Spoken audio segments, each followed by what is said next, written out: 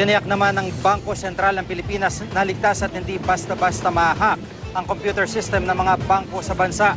Yan ay sa kabila ng tumataas na bilang ng mga kaso ng unauthorized ATM withdrawals kung saan nananakawan ang ilang may account sa kanilang ATM. Masusing binabantayan ng BSP ang mga modo sa pagnanakaw sa ATM tulad ng pagkakabit ng skimming device at camera sa ATM para makopya at maklone ang mga ATM card at PIN. Ayon sa PNP Anti-Cybercrime Group, mga taga-Eastern Europe o Eastern European, partikular na mga Bulgarian, ang kalimitang sangkot sa ATM fraud. Payo naman ng BSP, inspeksyonin mabuti ang mga ATM bago gamitin.